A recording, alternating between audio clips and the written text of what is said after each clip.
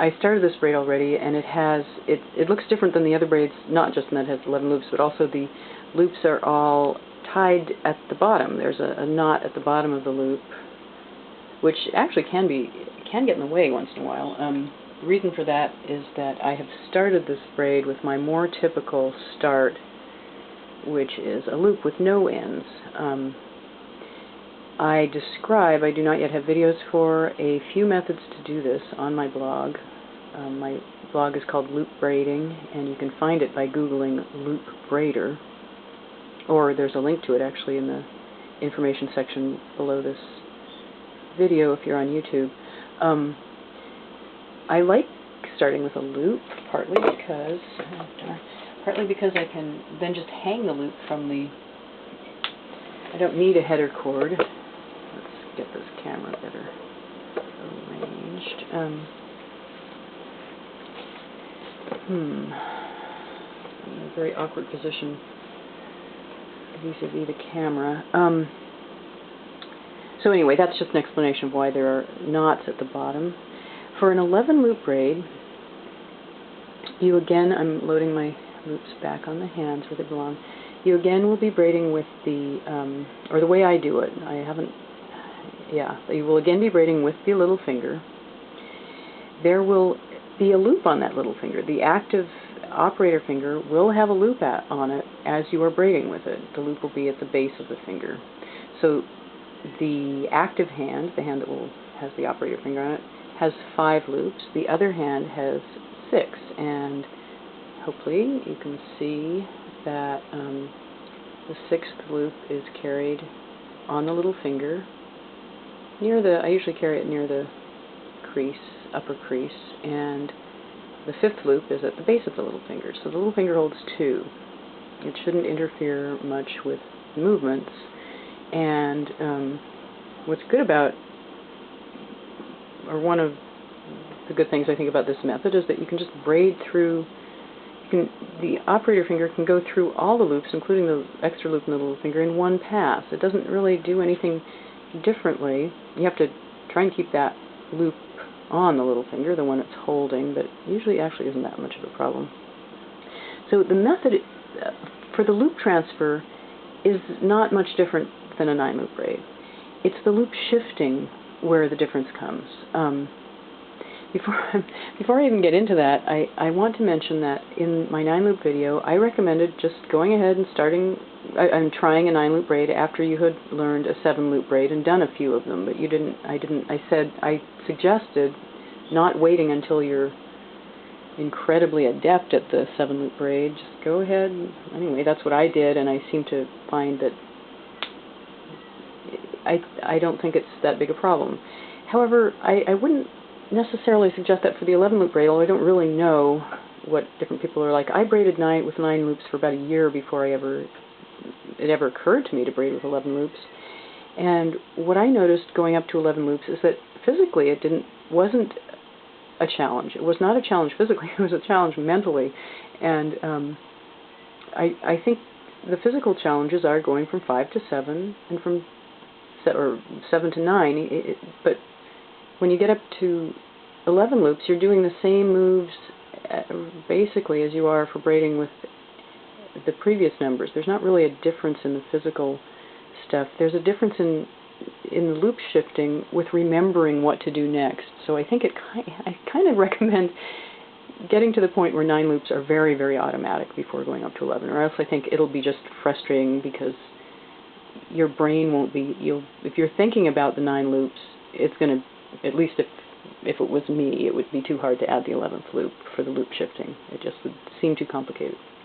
Okay, but conversely, if the 9 loops are automatic, then I don't think it'll be too hard. It took, just as going up 1 loop or 2 loops for the other versions of the braid, it took about, I think, a couple or 3 braids before I felt, like I sort of had it, that it was there.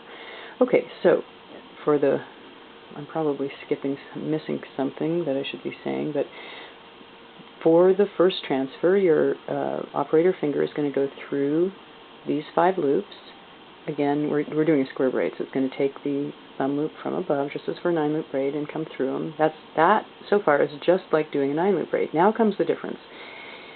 I need to shift my loops up to the thumb and free up the little finger to be the next operator. That is, it will have, when it's ready to be the next operator, it will have one loop at the base. This can be a confusing point because at this point you have 2 loops on both little fingers. And I remember at this point in the braid when I was first doing it, I would look down and get overwhelmed. What do I do next? You have to focus on that you're going to shift loops on the hand that has no thumb loop, the one that's free of a thumb loop. So that's when you look down and you freak out, what do I do? The hand that has no thumb loop is going to shift. Now, this shift does have to be helped a little bit by the other hand. It's very minimal. All you're going to do is insert the tip of the index finger in that extra loop, hold it for a minute while the other hand shifts, and then as part of the shifting move, that finger reaches out and gets its loop back. That's all there is to it. It's really pretty easy. It's just that it's hard to remember. It's hard to remember. So it was hard for me to remember to put it back. It seems so simple now, but and now you're ready to do the second move, the ready to operate through the loops on the other hand. So again, go through the 5 loops that are held on fingers. I don't normally hold my hand tipped up that way. Let's do that again. I think I'm trying to display the loops. So go through the first 5 loops and then tip down, take the thumb loop through them all. This is the point where you need to do the temporary hold, is what I call it. And I've gotten what's kind of makes it helpful to me is to, as soon as I get the new loop through, right away I get it, and right away that same hand grabs the extra loop on the tip of the little finger, so that I can shift loops up. Oh, not in the camera. So that I can shift loops up to the empty, the bare right thumb. Let's do that again. You've seen this. Hopefully, you've seen this loop shifting, that part of it. And here's in my 9-loop braid. And here's the last loop shift. As the little finger reaches out and gets it. It just walks right into that loop.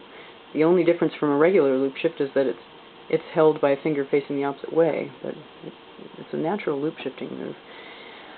We'll do it again, and I'll show that. Maybe it'll be less confusing learning it from. I mean, I didn't have anybody showing me how, and it just the way I ended up doing it seems very convenient, and I know that I have to do the temporary hold right after I take the thumb loop. So I'm going to take the thumb loop, and my first finger, my operator finger is ready to take the thumb loop, and right after it does, and I guess I am kind of keeping my eye on that original, loop on the operator finger, because it can flop forward, but it doesn't usually. I guess maybe I hold it that way. So it's going to come, the transferring loop is going to come through, and right away I'm going to stick my other hand's index finger into this extra loop on that little finger to temporarily hold it. Then I'm going to shift, and part of the shifting is getting that back. I used to have trouble when I was first. I distinctly remember my first braid shifting and then not knowing what to do. It's that. I guess that's something that your little finger has to learn, that it's going to keep the shift going. It moves back into that. I used to say replace. I thought of it as this finger putting it back, and that was part of my mantra. Shift, replace. It was later that I realized, hey, it's not a replace, it's part of the shift. It seemed to make it easier to think of it that way. Okay, I'll do this slowly. I mean, this really was mentally a challenge. It seems simple to me now, but I can see how I remember. It was mentally, it was just kind of hard to remember everything. But it wasn't. I don't think it's hard to do. It's not physically hard to do. It's just sort of mentally confusing at first, and you get past that. When obviously, when you do something repetitively, you do 1 or 2 braids, and it starts to be pretty automatic. So here comes the loop transfer, going through all those loops. Again, you tunnel right through them if your hands are sort of cocked right, and even if you aren't going to, well, at this point with this many loops, it's better to tunnel than to lift each one. So I just kind of tunnel through. I have I'm inside all of them. Take the thumb loop, and right away, temporary hold. Now I'm ready to shift.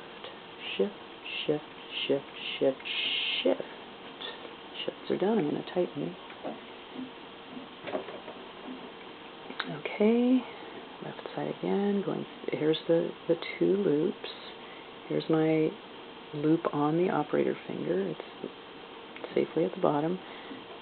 And I'm probably leaving out something. I'll try and be more aware of how I manage that and let you know.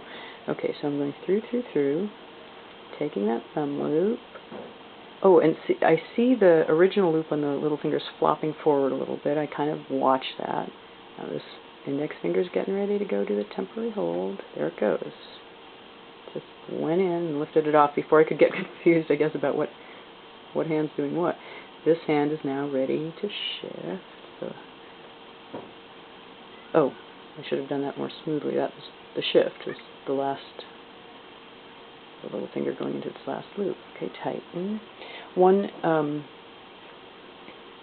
Every time you move up two loops, obviously the braid takes a little longer to do. There's another loop shift.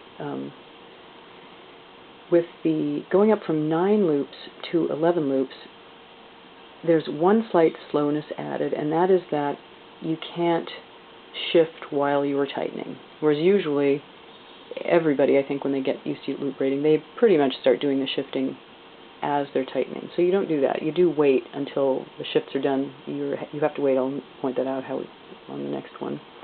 So that's a little bit of loss of time in each loop transfer. Okay, so ready to go on. I think I do. Here's another clue. I think I do automatically make sure before I start, as part of right after the tightening, there's the tightening. I think the hand that's going to has the operator finger on it, socks those loops back, all of them. It's really to get this one back, I think. Those loops all sock back before the loop transfer happens. So I'm ready to go through all these loops, all these reddish loops. Take the thumb loop. I'm looking at the loop on the little finger. It's hanging kind of loosely, but I'm not tipping my finger down or it would fall forward. And I do grab the thumb loop with the end of the little finger. I don't grab it deeply so that it won't go in there and mix up with the other one. So it's coming, and the temporary hold finger is reaching out for that loop. It's going to get the one on the tip of the other hand's little finger. Now I'm ready to do my loop shifts. Oh, here we go. Now I'm ready to do my loop shifts. It's actually in a very awkward position here, reaching around the camera and then back like this. I'll try and do them normally. Shift, shift, shift, shift, and shift. There we go. Tighten. And socking them back. The thumb loop can either sock back or not. They're at the base, out of the way, and now I'm ready to do this left loop transfer. Coming down, my temporary hold finger is getting ready, and there it goes. Okay, now I can shift, and the last shift will be getting back that temporary held. Okay, now I'm ready to tighten. It really becomes natural pretty quickly. Let's move this over. But it's better if the rest of the moves are all very automatic already. So I'm getting ready to pull this out, and that would be the signal to then do the temporary hold. Shift, shift, shift, shift. And I see I'm already socking them back, which is kind of useless at that point because they won't stay that way during the tightening move. It's just a real reflex. Socking them back, getting ready to go through the left loops,